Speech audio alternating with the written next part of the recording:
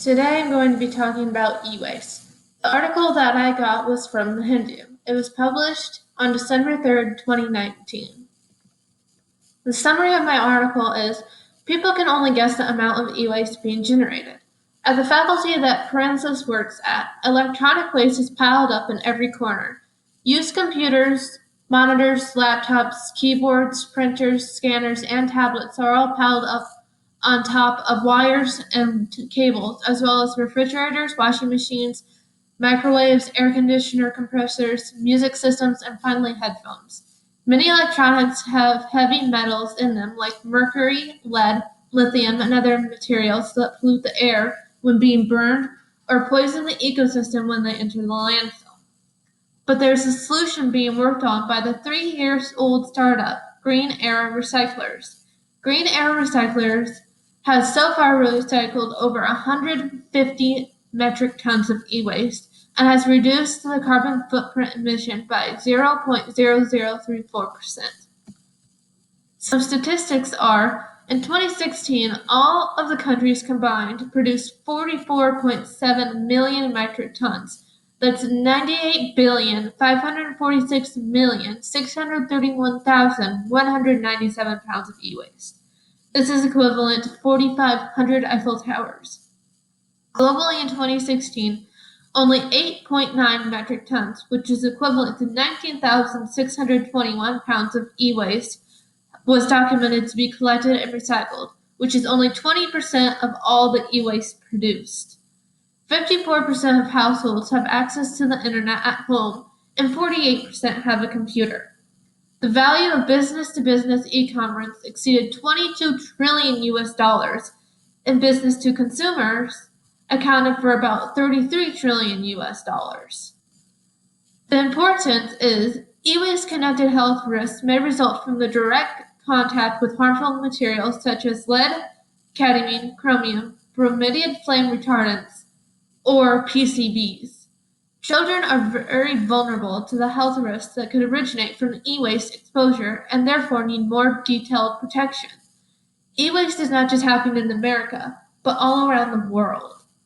During the last few years, various international calls for action have highlighted the need for strategic intervention in the field of e-waste. These include the Liberal Declaration emanating from the First Interministerial Conference on Health and Environment in Africa, which was in 2008.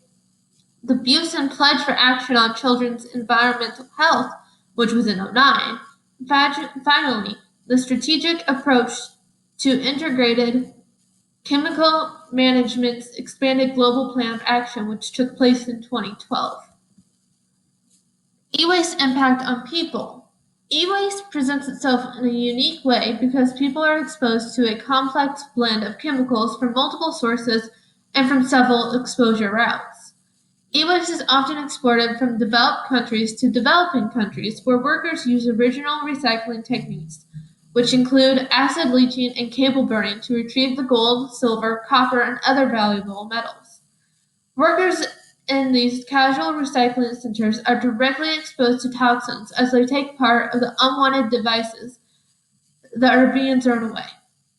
Still, original recycling practices release polyaromatic hydrocarbon dioxins, in addition to other hazardous byproducts, into the environment. This environmental contamination exposes neighboring communities to pollutants. E-waste impact on plants. Soil can be contaminated in two key ways from e-waste. The first way is through direct contact with the pollutants from e-waste or by the byproducts of e-waste recycling and removal. The second way is indirectly through irrigation from contaminated water.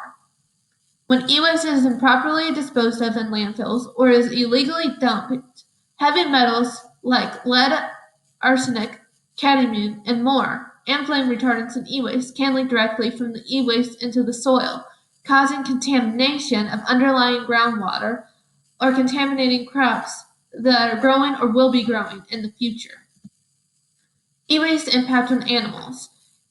Incorrectly disposed of chemicals pollute aquatic life and kill sea mammals, corals, and fish. E-waste does not have to be dumped in the ocean for it to end up there, where it is harmful to aquatic animals.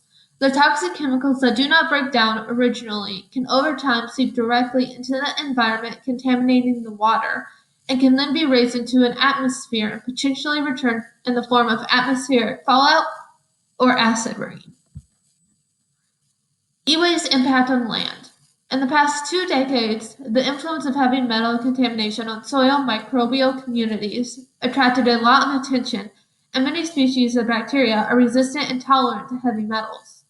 Improper e-waste processing will have an end result in heavy metal and toxic organic compound contamination in soil. However, the responses of soil microbiota as a whole community to the combined pollution and its ecological consequences have not been explored. E-waste impact on air. Air is primarily contaminated when e-waste is being transported to developing countries where recycling is poorly regulated.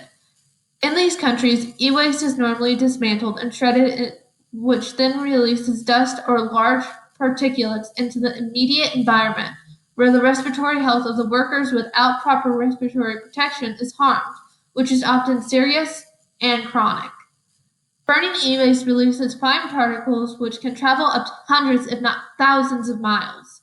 This can then cause harmful results to the respiratory health of a person and can also travel around the body's defense mechanisms, increasing the change of chronic diseases and cancer. E-waste impact on water. E-waste contaminates water in 2 ways.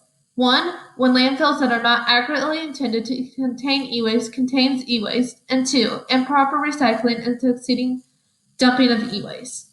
Surface water in particular is altered by the chemical process used to extract valuable metals like gold from electronic devices.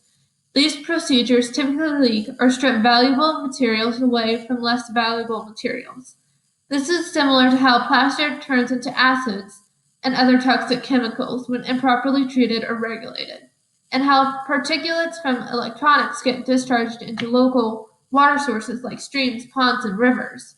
Via these pathways, acidification and toxification of water are capable of extending to communities miles away from each other. The solution via the social ecological model. Individual. Everyone, young and old, has electronic devices, and if they use them for extended periods of time, it is not healthy. Interpersonal. Families can teach their kids how to properly recycle electronics.